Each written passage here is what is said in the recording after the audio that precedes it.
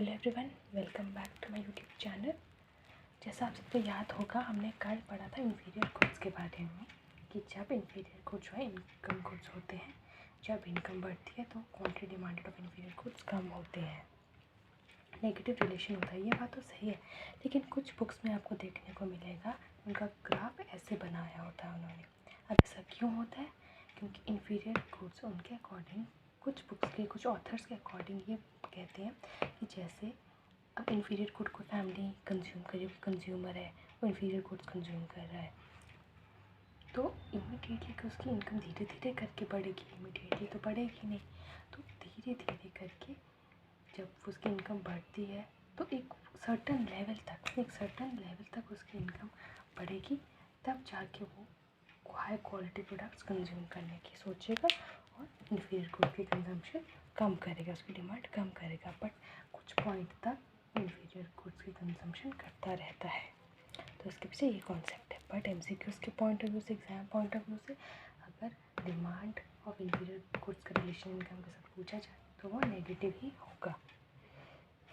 तो अब हम पढ़ेंगे काइंड्स ऑफ डिमांड। डिमांड भी बहुत टाइप्स की होती है। डायरेक्ट डिमांड, इनडायरेक्ट डिमांड, जिसे डेराइव्ड डिमांड भी कहते हैं, जॉइंट डिमांड और composite demand. Direct demand with आगे सब कैटेगरीज होते हैं, price, income and cross demand. पहले बताएं डायरेक्ट डिमांड क्या होती है।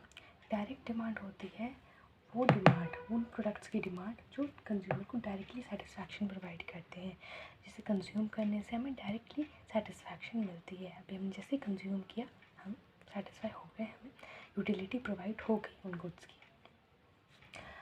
और हो गया जैसे अब जैसे फॉर एग्जांपल आइसक्रीम या बनाना, एप्पल खाया, हमें उसको कुछ बस निकाला और खाया, तो डायरेक्टली हमने उसे कंज्यूम किया और हम सेटिस्फैक्शन मिल गई, उसकी यूटिलिटी से बेनिफिट हो गया। अब होता है इनडायरेक्ट डिमांड। इनडायरेक्ट डिमांड होते हैं लाइक फैक्टर्स ऑफ प्रोडक्शन, जो कि 4 फैक्टर्स ऑफ प्रोडक्शन होते हैं इकोनॉमिक्स में: land, labour, capital and entrepreneur. Indirect demand को हम डिराइव्ड डिमांड भी कहते हैं। क्यों? क्योंकि ये फैक्टर्स ऑफ प्रोडक्शन जो है हमें प्रोडक्शन में हेल्प करते हैं।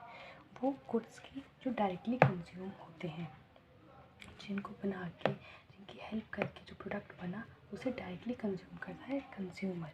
इसीलिए इनको इनडायरेक्ट डिमांड और प्रोडक्शन प्रोसेस में डिमांड होती है टू प्रोड्यूस द प्रोडक्ट जो डायरेक्टली कंज्यूम करता है कंज्यूमर्स, तो इसे इनडायरेक्ट डिराइव्ड डिमांड कहते हैं। Then is joint demand. अब जॉइंट डिमांड से हमें जो कुछ जॉइंटली डिमांडेड होते हैं, इसे आप डायरेक्टली और इनडायरेक्टली कंज्यूमर कॉम्प्लीमेंट्री गुड्स के साथ भी रिलेट कर सकते हैं, जो हमने पहले पढ़ा है कॉन्सेप्ट कॉम्प्लीमेंट्री गुड्स का। ये गुड जॉइंटली डिमांडेड होते हैं, इसलिए इन्हें जॉइंट डिमांड कहते हैं। Then we have composite demand. Composite demand का मतलब है कॉम्पोजिट, इस वर्ड से ही पता चलता है एक प्रोडक्ट की बहुत सारी यूजेस।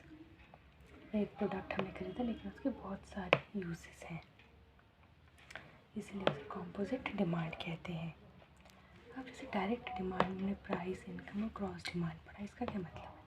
अब जैसे हमने पहले लॉ ऑफ डिमांड में अदर प्रोडक्ट्स के बारे में पढ़ा था, क्रॉस प्रोडक्ट्स। अब कॉम्पोजिट जो क्रॉस प्रोडक्ट्स होते हैं ना, उन्हें रिलेटेड प्रोडक्ट्स हमने पढ़े थे, कॉम्प्लीमेंट्री, सब्स्टिट्यूट गुड्स, उन्हें हम क्रॉस प्रोडक्ट्स भी कहते हैं। इसलिए जब डायरेक्ट रिलेशन होता है on price of the product और डिमांड का, तो उसे प्राइस डिमांड कहते हैं। इनकम के साथ हमने पढ़ा, जैसे इन्फीरियर गुड्स में ही पढ़ा था, इनकम डिमांड, और जो रिलेटेड गुड्स के साथ हमने पढ़ा वो क्रॉस डिमांड। लेकिन इन सब में एक चीज़ कॉमन है, ceteris paribus। ये आप मुझे कमेंट सेक्शन में बताएंगे कि इसका क्या मतलब होता है ceteris paribus का, और ये क्यों इम्पोर्टेंट होती है। अब अभी तक जितना हमने डिमांड के बारे में पढ़ा, law of demand, positive relation, inverse relation, वो सब हमने कॉन्सेप्ट किया। लॉ ऑफ डिमांड का मतलब price, on price of the commodity का इनवर्स रिलेशनशिप होता है, तो हम इंडिविजुअल कंज्यूमर के पॉइंट ऑफ व्यू से किया। बट हमें पता है मार्केट में एक कंज्यूमर तो होता नहीं, बहुत सारे कंज्यूमर होते हैं। तो to keep it simple and short, हमने एज्यूम किया कि मार्केट में 4 कंज्यूमर्स हैं, consumer A, consumer B, consumer C और कंज्यूमर डी। जब हम इन सब की डिमांड को हॉरिजॉन्टल सबमिशन करते हैं तो उसे मार्केट डिमांड कहते हैं। ये चारों कंज्यूमर्स को मिला के मार्केट बन रहा है। तो जब उसे ग्राफिकली रिप्रेजेंट करते हैं तो मार्केट डिमांड कर्व, और टैबुलर रिप्रेजेंटेशन में मार्केट डिमांड शेड्यूल कहते हैं उसे। ये हमने पहले वीडियोस में कवर किया हुआ टॉपिक। अब हॉरिजॉन्टल समेशन का क्या मतलब है?